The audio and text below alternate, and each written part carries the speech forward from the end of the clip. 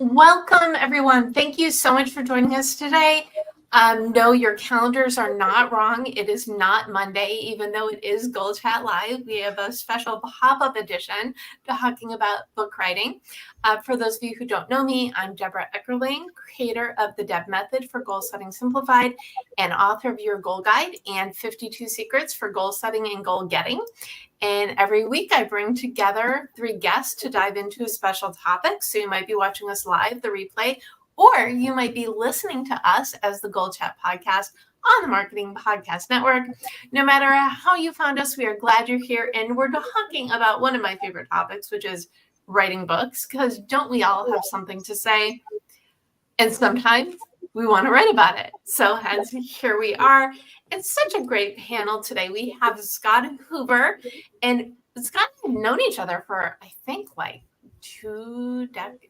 maybe 15 years, something like that. Yeah. So Scott's an entertainment journalist who's got a new book, Beverly Hills Noir, and he inspired the conversation. So congrats on the book. Really excited to have you here. We also have Jessica Mehring, who I love this. She writes fiction and nonfiction and all sorts of things. Although we met because she came to one of my meet and greets because she works in tech. So I love the duality of it, and I'm excited to chat more. And then we also have Melody Owen. And Melody I met because I was a guest on Grand Authors, which she co-hosted a few weeks ago. And her business is Author Nation. We're all about the words, getting them out onto the page and out into the world. So I'm sure, no pressure, we are going to have a wonderful conversation. But what I would love is to start out, let you all introduce yourselves a little bit better, because right now all everybody knows is you're awesome, which is important, but we can go a little deeper. So Scott, welcome. Great to see you. Great to be here. What do you need to know about me? I'm an entertainment journalist. As Deb mentioned, I write for outlets like People Magazine and the AV Club and all the trades. I've written for just about everybody. Got my first Vanity Fair byline recently, which I was excited about. But I began my career 30 years ago as a newspaper reporter in a very unusual city, Beverly Hills, where I covered a lot of police and crime. And for all of these decades, I've had this book idea percolating in my brain to collect some of my favorite only in 90210 kinds of stories and put them all under one cover. And so I finally had some time to do that. And my book just came out 2 weeks ago, Beverly Hills Noir. What is like the most surprising story you think that's in your book? Okay, so this first book, I focused on 7 different stories because I really wanted to go deep into them. So I avoided some of the more familiar things like the Menendez brothers. I would say in terms of things you've never heard of before, there's a story from 1949 about a cat burglar that operated very successfully in Beverly Hills, Bel Air, Holmby Hills. One of the reasons he was so good, besides being incredibly clever and skilled at what he did, he was very handsome, extremely charming, and managed to kind of worm his way into the Hollywood social circle. So he could get himself into these homes before he even showed up to rob them, get a sense of the layout, get a sense of where the good stuff was, come back a couple nights later and leave the crappy jewelry behind and only take the good stuff. So that story that's just the basics. There's so many twists and turns in this guy's story, Gerard Graham Dennis. And I had even, run into some dead ends as I tried to figure out what happened to him, and luckily managed to connect with his family and find out the rest of his story, which was just about as fascinating as his criminal career. So basically, you are the king of the truth is stranger than fiction. Every crime story, it feels like coming out of Beverly Hills, has a truth is stranger than fiction element to it and some sort of celebrity cameo. Awesome. Well, I'm really thrilled for you about the book and really excited to have you here. So thank you, Scott. Jessica, welcome. Great to see you. Thank you. Who are you and why are you here? I'm so excited to be here. That's what's going on here. I love talking about books. As you mentioned, I wear a few hats, but it all has to do with writing. I am the author of sweet contemporary romance, cozy mystery, creative nonfiction, and business books. I am a writing coach and speaker. And I am also the CEO and founder of a consulting firm, Horizon Peak Consulting, where we write copy and content for enterprise technology companies, enterprise technology startups. So yeah, I'm kind of writing all the things. And so do you have a favorite? I mean, you probably don't, but when I think of cozy genre, I feel like that's the book that you curl up to read. So is it also the book that you curl up to write? Oh, I curl up to write all of my books, to be completely honest. I have different writing stations for all of my different writing hats. And the writing station where I write my books is a really cozy recliner in my bedroom. And I have a laptop dedicated to book writing. I don't do anything else on that laptop. So yeah, it is quite cozy when I am writing cozy mystery, but I also write my romances that way, and my creative nonfiction, and even my business books get written curled up in my recliner. I love from the productivity hat. I think is absolutely awesome that you differentiate, because that's, it's, and as someone who's also very strategic and creative, I totally love that you get to let all of your personas out. So great to have you here. Thank you. Melody, welcome. Good to see you. Yes, lovely to see you, Debra. So I am Melody Owen, and I am the founder of Author Nation. Author Nation is an organization that works exclusively with nonfiction authors. I started my publishing career in the 1990s, a very long time ago, in South America, working for Oxford University Press in their educational department. Working with the schools down there, helping them understand what level of books they should be applying, using in their classrooms. And I've been working through publishing and marketing and editing and coaching since then. As I said, I exclusively work with nonfiction authors, and my specialty is to take somebody who has a wealth of really complex information and helping them distill it into an engaging, readable book. Someone like a medical professional, a doctor, for example. They're some of my favorite clients are my doctors. Nice. So you bring the humanness and the stories behind the technique and the technical. Yes, absolutely. As one of my niche markets. So I niche down, right? I don't just work with anyone. I have very specific niches that I work with. Well, and I feel like, with the exception of Jessica, who I feel probably, jumps into everything as a different personality, I feel like everybody on the panel is very niche-y, right? And maybe the niche of doing so many things is a part of it. But why write a book? I mean, and I say this as an author in nonfiction, of course, motivation, self-help. Let's get those goals out there. But what inspired the writing? Scott? For me, it was discovering these stories quite a while ago and realizing that they all were so juicy, even if they weren't well known or if they'd been long forgotten. They all had such a flavor to them. And so specific to Beverly Hills, kinds of stories you weren't going to hear anywhere else. And knowing that there was a sort of a brand to Beverly Hills that was going to draw people in and of itself. And so it's been basically a compulsion. It's been a hobby. When I've been extremely busy, it's always been something I've turned to do a little bit more research on this case or that case, and finally had time during the pandemic where I was looking to, put myself to work when my usual work was way down, and that's when it all kind of was able to come out. I'd taken a couple stabs at different chapters just to kind of find the right tone and see if I could do it. And I knew that I could do it, but then it was like, let's get this all ready to go and try to sell it. Awesome. And I think time and opportunity are huge for writing, because especially things on spec, you need to gift yourself that time along with the 100 other things you're doing on any given day. It's, I've been lucky that I've been very busy, and I cover a lot of different elements of celebrity movies, television, and Los Angeles itself. And so I have been precluded from doing that. The pandemic forced me to slow down, forced me to get into the vault.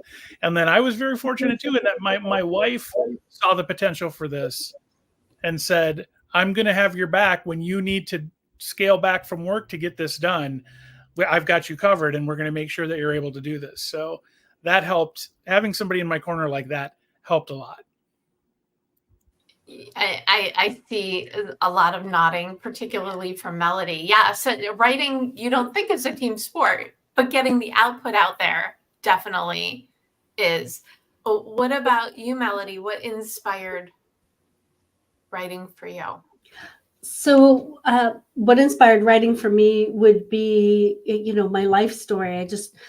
I was always drawn to story to figure out my own life and kind of work through, my family drama and why things happened a certain way.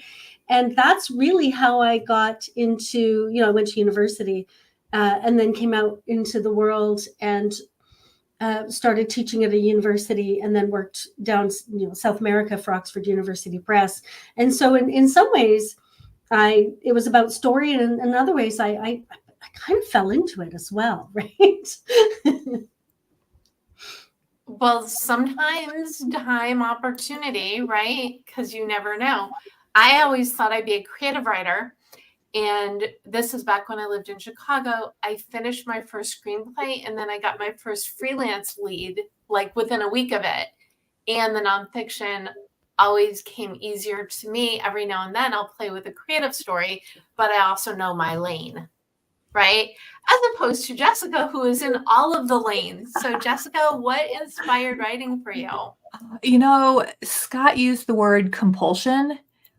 And I think that is key. I think that those of us who write with the expectation that other people are going to read our words, there's a compulsion there. We have to do it. There's something in us that is driving us to do it.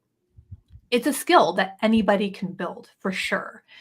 Now, I fell into copywriting, for example, and that's a skill that I started out knowing nothing about, and built up over decades to reach a level of mastery with.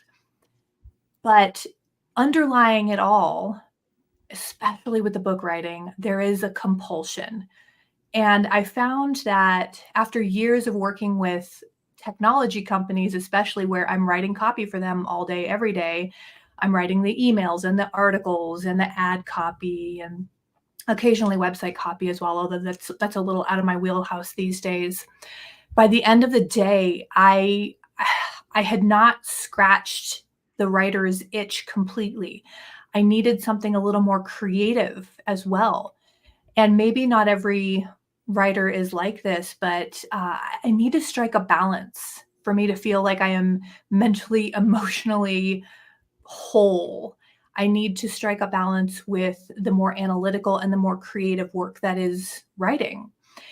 And writing fiction helped me to balance things out with writing for technology companies, writing, marketing copy for technology companies, writing a sweet contemporary romance at the end of the day after my kids go to bed really just helped balance me. But the underlying everything, it's that compulsion to just write. There's something in us that makes us want to sit down and do this really difficult work. The other part, though, is writing is one thing. Writing a book, like an actual book, is it's a huge thing. And so one of my specialties I help people with are book proposals, because like with goals, it's a roadmap that's a way to promote what you're working on and a way to promote yourself as a person to write it. But it's one thing to write blog posts and articles and everything, and those are all skill sets. But the commitment to write an actual book, I think you have to have that compulsion. You have to love it. And I've got something on my website about these are the only 2 reasons to write a book. You have something to say and you want to write it. I would love to hear your answers. So why should anybody write a book? Jessica? Yeah. If you have something to say, for sure. If you have a story that you can't shake, I hear this all the time from novelists. They had a story in their mind that they just couldn't shake. They thought about the characters when they were out walking their dog. They thought about the, potential scenes and plot lines as they were eating dinner with their kids. There was a story in them that needed to come out. That's a reason to write a fiction book for sure. Love that. Melody, why write a book? I think there are lots and lots of reasons. I think people write memoir to its personal development. It's understanding your life, understanding your family, understanding what's happened, in your life and family.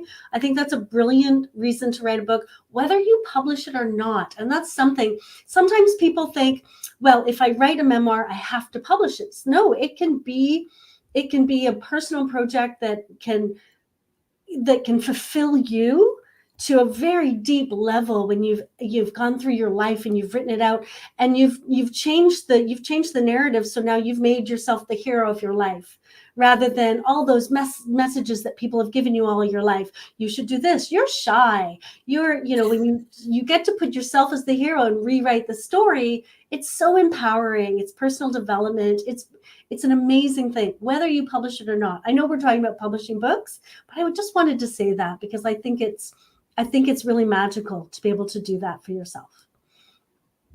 We're talking about writing books. So you're right. And you reminded me, I have a client I worked with a few years ago who had a personal horror story, and I helped him get his book finished. And afterwards he said, I don't want to publish it.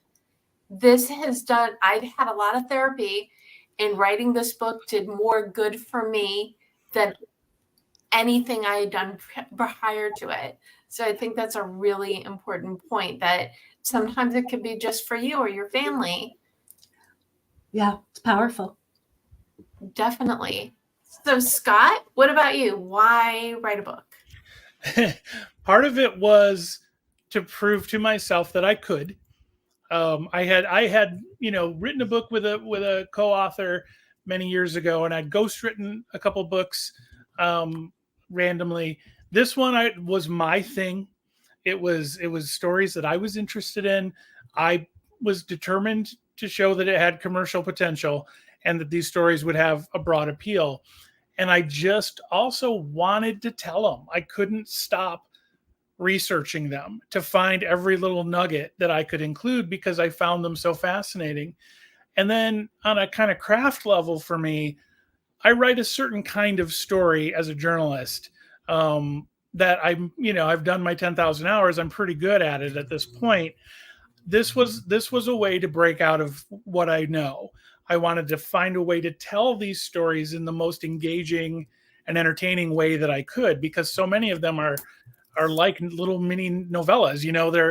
They're more than just a checklist of things that happened. There was a way to tell these with style and with impact. And that was the challenge to myself as a writer, to get through the facts while still kind of making sure that everything was factually correct and not imposing a judgment on things, but also to tell it with a certain perspective and let the reader sort of figure that out as they read it themselves.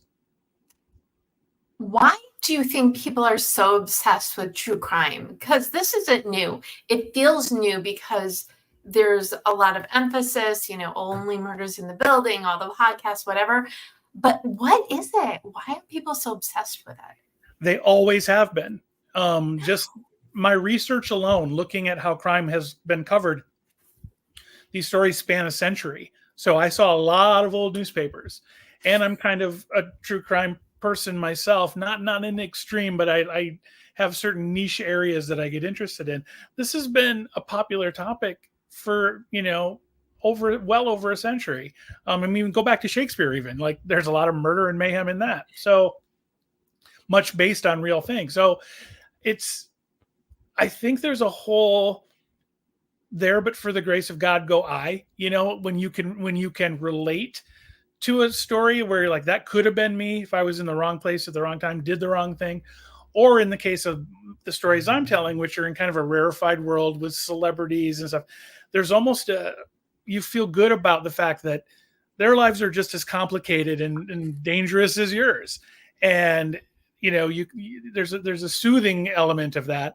There's also a rooting for people if you think you know them, if they're famous, and there's watching people take a fall, which has a certain kind of vicarious thrill, and there's seeing people rise back up after something really calamitous. So there's just a lot of emotional, visceral appeal in these stories. And then when things take outrageous turns that you wouldn't believe if you read it in a regular novel or saw it on television or a movie, then you know that it happened. That lets your jaw truly drop. I love the idea. Let's blame Shakespeare for the fascination of true crime. He probably can blame somebody earlier than him even. It's really hilarious, but that's true. It's looking and seeing other people's struggles, and it's almost like watching another, I don't know, do we call it the hero's journey if it's really the villain's journey? Maybe. We're so sophisticated now in telling these kinds of stories, and especially in the last couple of decades, with the advent of like court TV and the proliferation of CSI and those kinds of shows where we, the public, now know so much more about legal proceedings, forensic evidence, all these little details that are factors in true crime stories. Now we feel like we're educated observers when we watch these stories, and we have our own opinions and we have our own angles. Oh, they forgot to check this. Any cop worth their salt would have remembered to do this. Like, oh, that was a terrible alibi. Why'd they think that was going to work? So, that level of sophistication that we all have with crime brushing up in our entertainment lives helps us when it brushes up in other people's personal lives. Yes, absolutely. So I have to ask Jessica, what is people's obsession with romance and cozy mysteries? Life is romance. That's an easy one. We can all resonate with a romance story because love is at the heart of every human relationship. So those, I feel, speak to a deep human need and a deep human connection and way of being. Cozy mystery, I think that there is an element of what Scott was talking about. But I also think that cozy mystery, because usually there's an amateur sleuth, we can kind of put ourselves in the character of the sleuth and almost, be the hero, be the person who solves the crime, be the person who escapes the crime, because cozy mysteries typically don't have a lot of violence and your main character is not going to die. So yeah, I think that there's slightly different reasons for one and for loving one and the other, but they're both very human genres. Well, I do love a good food mystery, but you're right. It's almost like an amalgam of what Scott was talking about. These are regular, everyday people who solve a crime, and most likely they're going to be okay. So that's easy to stay invested in that kind of a story. And so, Melody, for what you do, why? I could answer this too. What is the value of nonfiction books?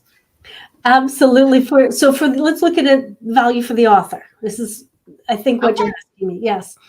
And so there's so many good things about writing nonfiction. A lot of my authors say, after I wrote my book, I understand my own area of expertise even better.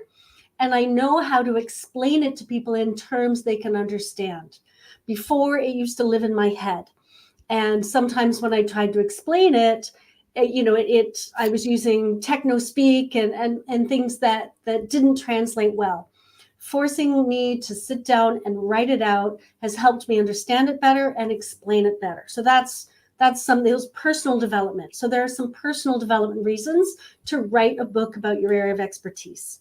And then, of course, there are reasons for your business. So, for example, if you are a speaker and you do a lot of speaking gigs, sometimes it's nice to have something to go along with that. Or if you have, you can integrate a book into your business as a lead magnet or as a follow-up, or giving it to a conference for the swag bags, or there's so many ways to use a book. I have a client who uses her book to get into corporate to do workshops. She'll just give everyone, you hire me and I'll give everyone my book as well. So she adds, it's an add-on to that. So there's lots of business reasons.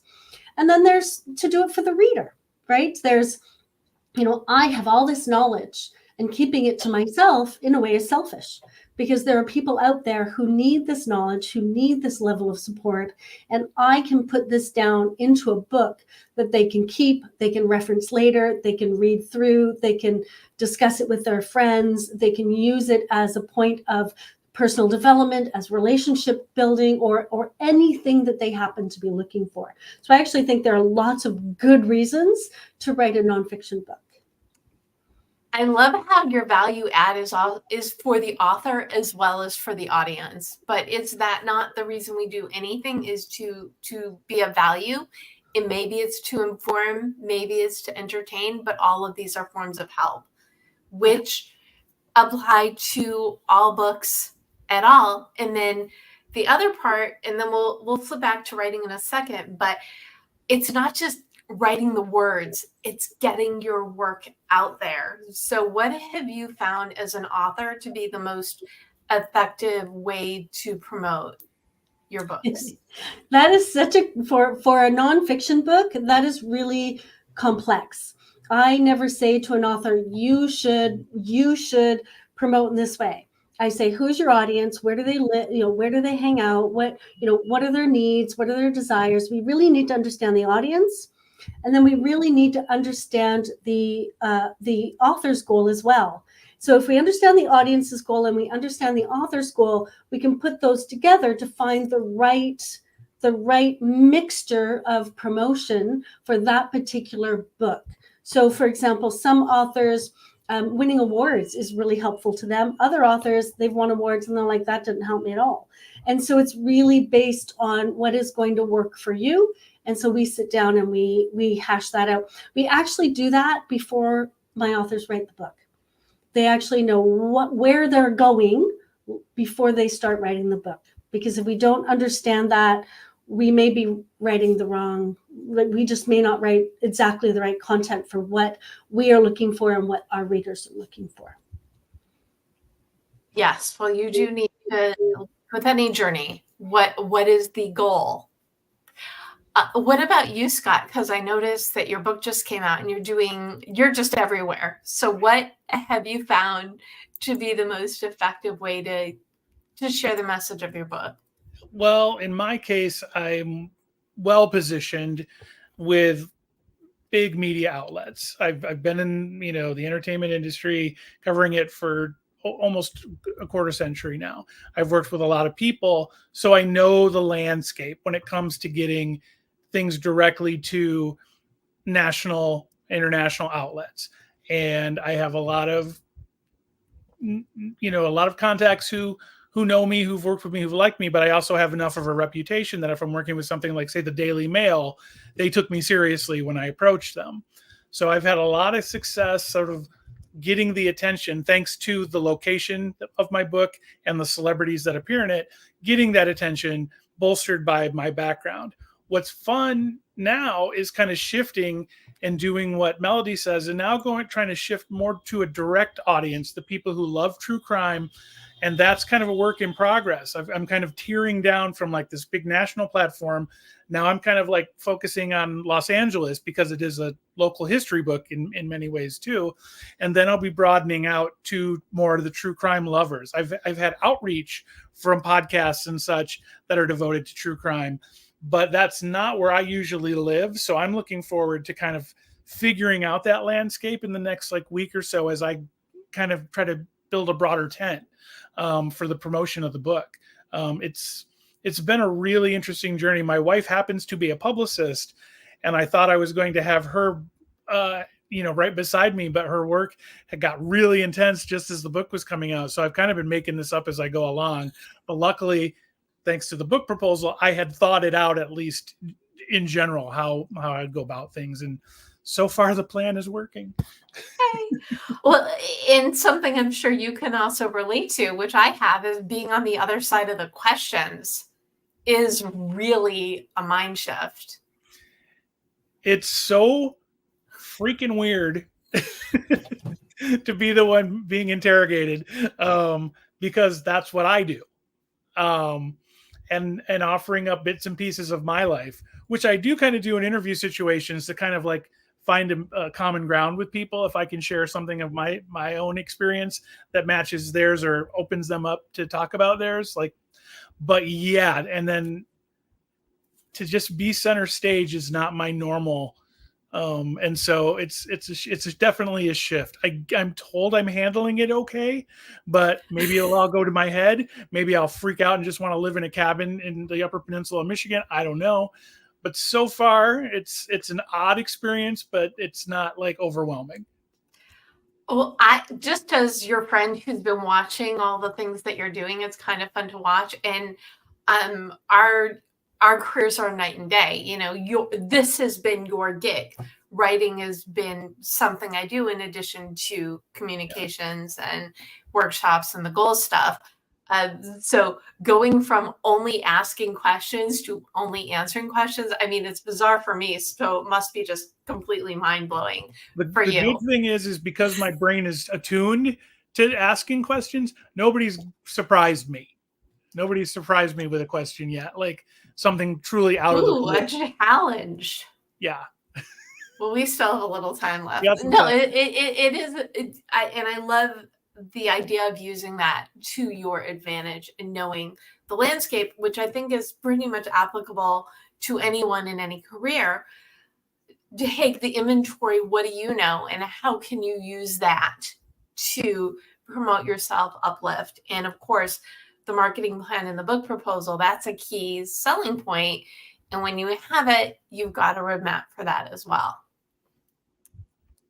Jessica, what about you? What do you think works best for promotion? And I'd imagine it's different for everything, or is it not? It is. And if you want to look at just genre fiction alone, I think that's worth talking about. So, romance and mystery are both considered genre fiction, and a lot has changed. Of course, in the last few years with generative AI, which is a whole other conversation that we could have. But really in the last 10 years with the changes in technology and how easy it can be to publish a book, maybe not write a book, but publish a book on platforms like Amazon Kindle, a lot has changed. And it used to be that genre fiction authors could run they or their publishers, depending if they're independently published or traditionally published, could run ads on Amazon and hit it big, or, build a huge social media following and, make $100,000 from book sales. And there's too many books in the world now, and people have content fatigue. And those tactics don't work like they used to. And now with AI in the mix of things, there's also some hesitance on the part of readers to trust new authors. because, who knows if the book's going to be good, if the book is actually written by a human being. So I see a big change in that readers really want to feel like they have more of a personal relationship, or at least, a personal understanding of who the author is. So social media still is important in that way, but I found that showing up for conversations is a huge part of building those relationships and creating those rabid readers who will buy anything I put out. So it's showing up for conversations like this, joining podcast conversations. It's going to writers' conferences. I love writers' conferences. There's a couple of larger fiction writing conferences here in Colorado, and I go every year. I just love them. And I go to book clubs. I'm the guest author at book clubs. But showing up as the live human being that I am, whether it's actually in person or in a virtual environment like this one, showing the human behind the book goes a long way to building that reader trust. And once you have that reader trust, you start really building that loyal fan base who then tells all their friends about your book and posts about your book on their social media. And that, number one, is more meaningful. And number two, it's more lasting. I really like this concept of the humanness, which is, I think, easier to show as a nonfiction author. So what are things that fiction authors can do because for us, I don't want to say it's easy, but we have our expertise. I could talk literally, and I have, for hours about goals or networking or motivation or what any of the subs of Debness. But how do you do that when your subject matter is made up? Yeah, well, are we talking about marketing specifically, marketing and promotion of a book that is out in the world? Sure. Okay. So yeah, if we want to focus there, then again, it is showing up for the conversations, but it's engaging. It's calling the bookstores and asking if you can do a signing. It's talking to, pitching or proposing teaching sessions for conferences. At conferences, you'll also often find pitch sessions where you can either practice your pitch with agents and publishers just to get that practice in. But then you're also revealing who you are as an author to these industry professionals who then might pass the word along about what you're doing. But yeah, it's about showing up in all of your glory and talking about that beautiful book that you just poured your blood, sweat, and tears into to get it out into the world. Any opportunity you have to talk about your book, take it. And I'm seeing nodding for both Scott and Melody. Anything either of you want to add to this tangent? I wanted to pick up on something that Melody said that was really not in my game plan in the beginning, which was there's 2 chapters in my book that I was a part of. Like, my book spans about 100 years of several different stories, but there were 2 chapters that I am an active sort of character in. And it was really daunting to decide how I was going to write about those things. One was a sort of a collection of stories that I had covered myself in the 90s and 2000s that were connected by a common theme. And the other one was the Winona Ryder shoplifting trial, which I covered personally. And I kind of felt like I was taking a leap when I said, I think I'm just going to write from my own perspective in the chapter that involved really things that I covered. And it opened me up to writing about my experience as a reporter in Beverly Hills, what that was like, how weird it was, how cool it was, as a segue into the stories. And that had a really interesting effect on me because I was kind of, I guess, shy about it in the idea of it.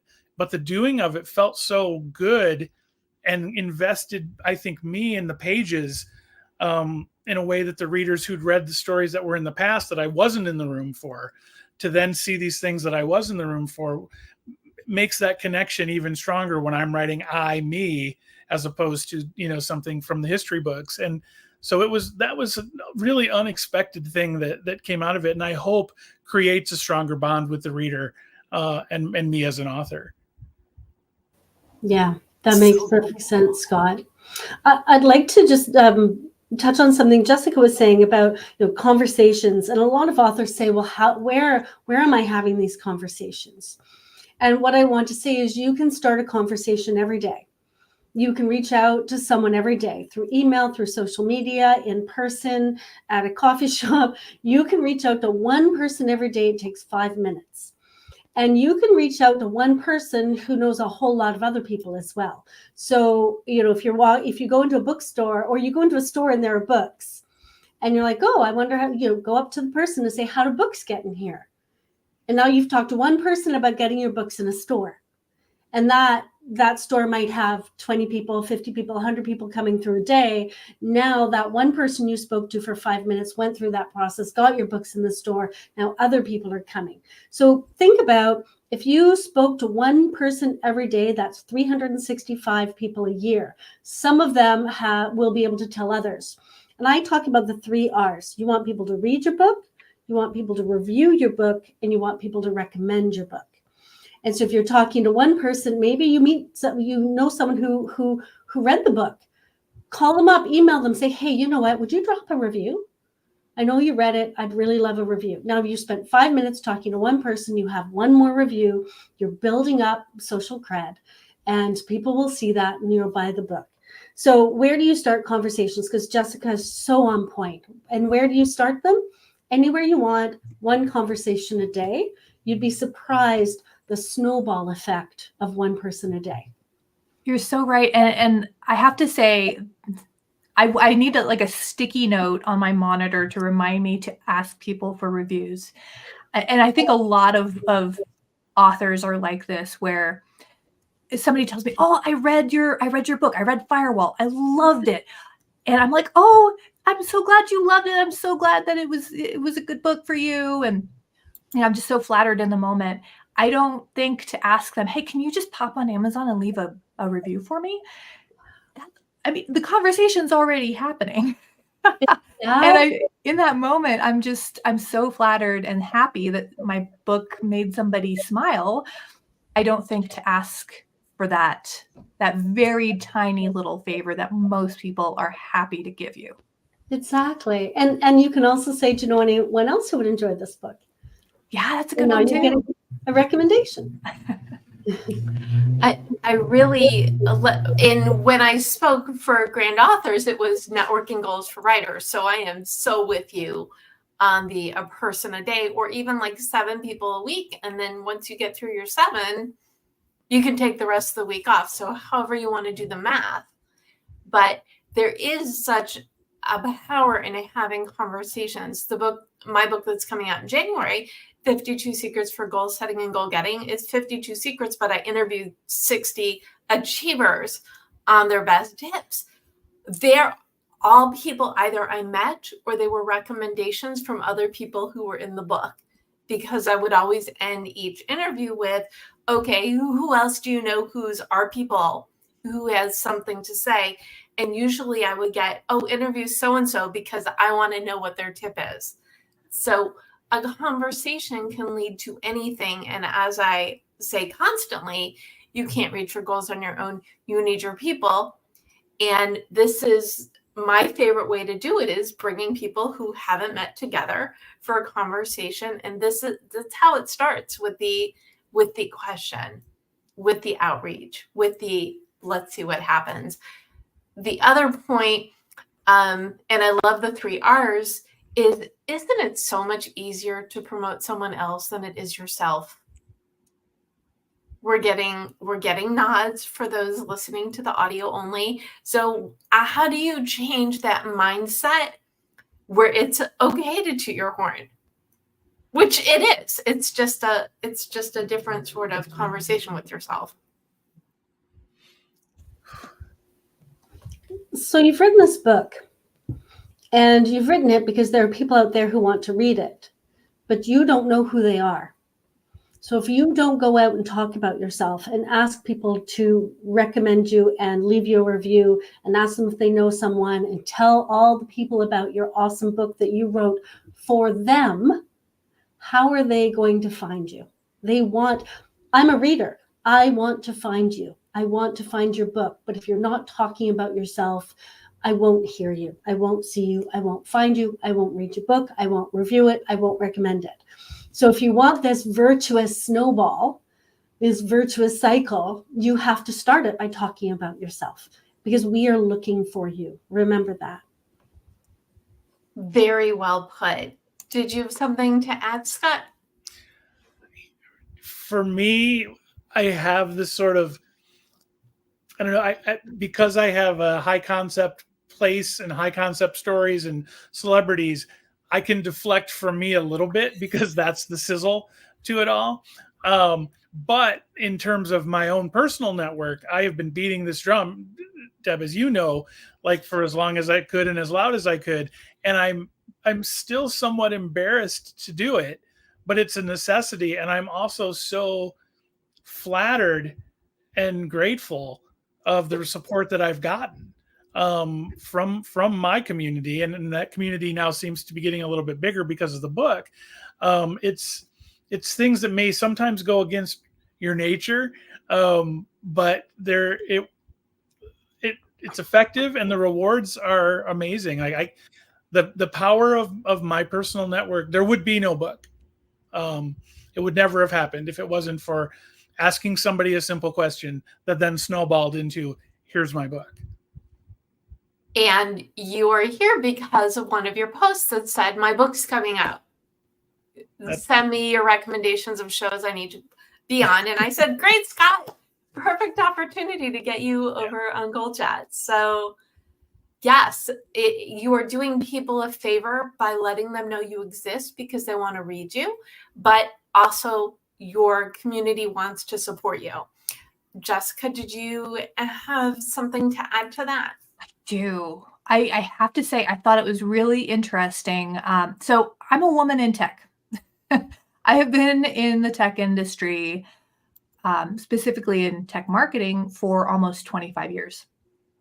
As a woman in the tech space, I had to learn how to toot my own horn very early. I am not shy about telling you how good I am at writing copy and content for technology companies. I am excellent at this thing. I get excellent results for my clients. My clients love me. They stay with me forever. Watch me toot my own horn here. But when it comes to my novels, it's a different mindset. And it's not that I'm feeling shy about it. It's just when I talk about my books, I'm like, oh yeah, I've written a few books. I have a couple of books out there, and it feels like, oh, it's just this little thing that I do, and it's fun, and I enjoy it, and people seem to like my books. I honestly don't know what the psychology is there. I wish I did, but it is much more challenging for me to toot my horn with the novels than it is with my my copywriting. And I remember, because I host these meet and greets once a month, because I say, I bring together friends. I got enough people who said, Deb, I want to be on your show. I said, okay, well, we need to be friends first. Come to one of my meet and greets, which is how we connected. And you were talking about how you worked in tech. And I don't even remember how we sidetracked, but I was so excited when you said, oh, I'm an author and I've written this and this. And I'm like, okay, that was the topic. So for you, it really was a throwaway. It wasn't a side. Maybe I asked the question, what do you do when you're not working? And then it came up. But think about, and I think this also plays into ways you can promote yourself. Think about the things that you love to talk about, because you're not just promoting the books, you're promoting who you are as an author. And those are other conversations, ways to get who you are out there, whether it is indirect alignment with your subject matter, or just this book is part of who you are. Oh, I love this conversation. You all are the best.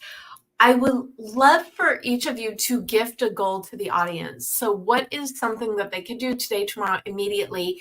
And it could be for book writing or book promotion, but I like to set goals because that way it gives people a step in the right direction.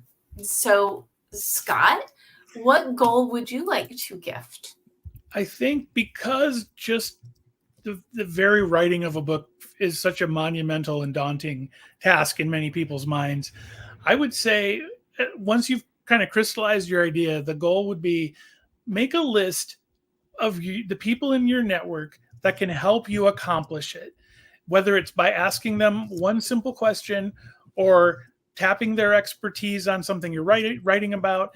For example, I reached out to a colleague of mine who is in the true crime space at People Magazine, simply to see if she knew anybody in the literary world, agent-wise, that would be interested in looking at my proposal.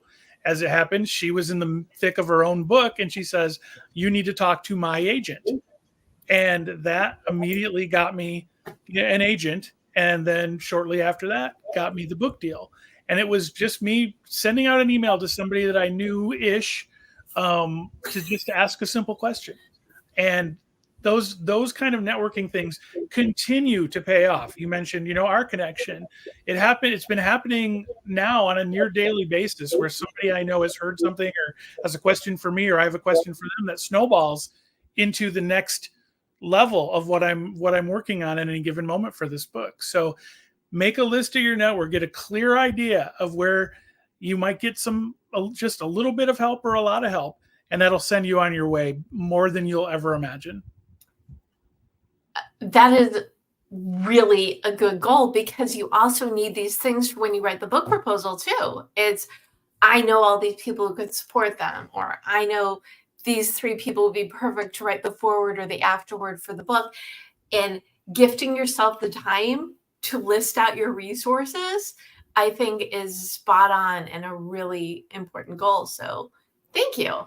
And you never know what a question is going to lead to an agent, which will lead to a book deal. You never know. You never know. Melody, what goal would you like to gift? I'm going to build on Scott's goal. So now you have this list. You want to start one conversation every day. Take 5 minutes, start one conversation every day. Send an email, pick up the phone, greet someone or message someone on social media, and follow up. We often assume that when we don't hear back from someone, they don't want us. We consider it a rejection. It is not a rejection. I'm just really busy if I didn't get back to you. Until I say no, feel free to remind me. So turning that around into a goal for you, you've got this list that Scott's helped you develop. You're emailing somebody every day. Decide that after 1 week, for example, you will send a follow-up email until you get a no. Great. And people by nature are going to want to help you anyway. So think you're almost like giving them a gift by allowing them to help support you. And again, more mind frame thinking. The book is out in the world to help others, entertain others, inform them, whatever. And your tribe wants you to succeed. So let them help you. Yes. Jessica, goal? Yeah.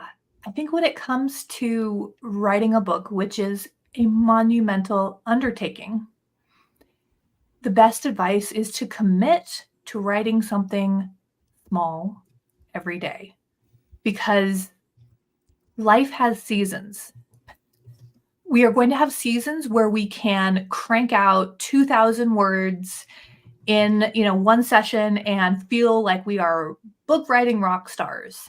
And then there are days where it takes everything you have to write for 5 minutes, or write 5 words, or put a word on a page. Life has seasons. So if you can make that commitment to write something small every day, then in the seasons where you can write more, you're going to feel like a rock star. In the seasons where you really can't and you have to write less, you're still going to be writing. You're still going to be keeping up that practice. The other thing that it does is it keeps your project top of mind. Yeah, that too.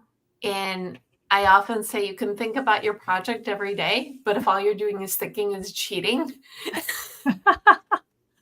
But a way to keep your book top of mind, whatever you have to do. And it could be something like Scott's book. You wanted to write this book for years. And when it was time, you were ready because you put so many things in place. And I think that's a huge part of being a writer. It's not the actual writing, but it's putting yourself in a position to succeed, which is what this conversation is all about and what these goals are all about. Where can people learn more about you and your projects? Scott? I've been having a lot of fun posting on Instagram, teasing out the chapters because each chapter is an individual story. Today, I told the story of how I ended up designing the cover of my book, essentially. So I've found that as a great tool for sharing stories and drawing people in that I might not otherwise catch their attention. It's been fun kind of having that to tell both the stories in the book and the story behind the book. And you are at the Hoove on Instagram. And at Beverly Hills _Noir, underscore between Beverly and Hills, underscore between Hills and Noir. But either way, you'll find me. Excellent. And Jessica, where can people learn more about you? You can find out a lot about my books at jessicamehringauthor.com. And for the million other things that I do, including coaching writers. I work with leaders who love to write, and you can find out about that kind of work. And it's a jumping off point for all kinds of things like my consulting as well at jessicamehring.com. Excellent. And Melody? Thank you, Deborah. So first off, I love noir, Scott. I just have to say before we go, love noir. So I'm you've got a reader, just so you know. And you can find me at authornationtube.com. You can also find me on Instagram, authornationtube. And if you have a nonfiction book in you, just give me a call and we'll chat about it. Excellent.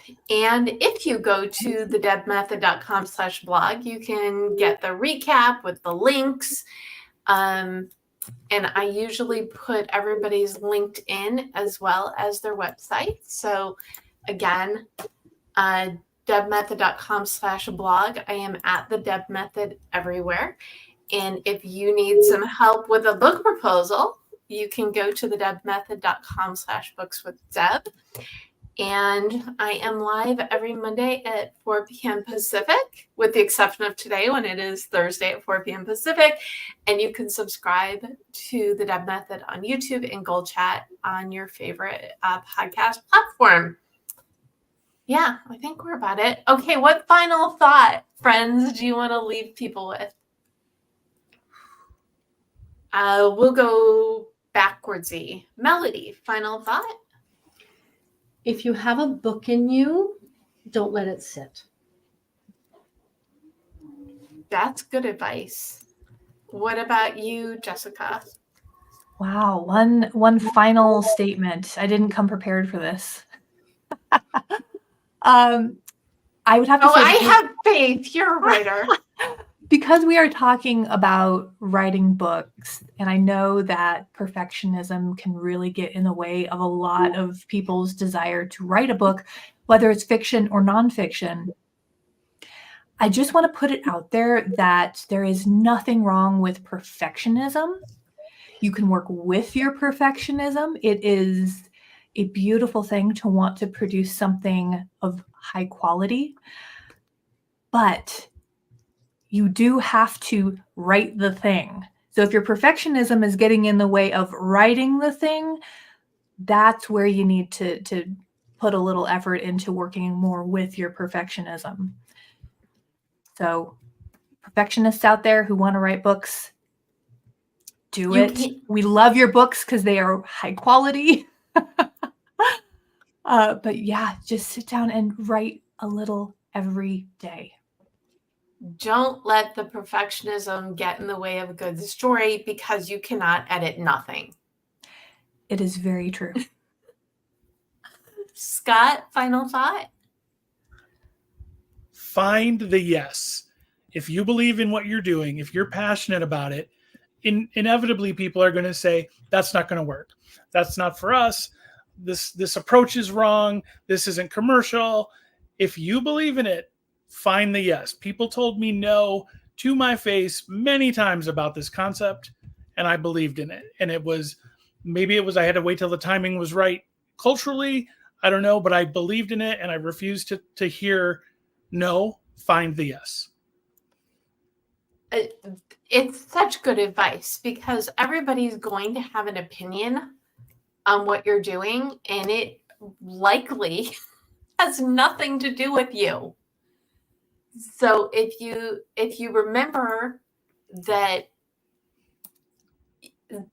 people bring with their own baggage, brain power, experience, they bring themselves to your questions, I think it's much easier to keep going, keep having the conversations. But when you love what you do and you know it in your bones, it makes it easier to keep going, because you're on this journey to find your champions. Because can't reach your goals on your own. You need your people. Sometimes it takes a little bit longer to find them, but they're there. So keep at it and keep going. And thank you guys again so much for the wonderful conversation. Scott Huver, Jessica Mehring, Melody Owen, thank you for tuning in. They're your words. Your book is in your hands, which is a wonderful place for it to be. Start writing, start communicating, go on out there and go for it, because we know you can do it.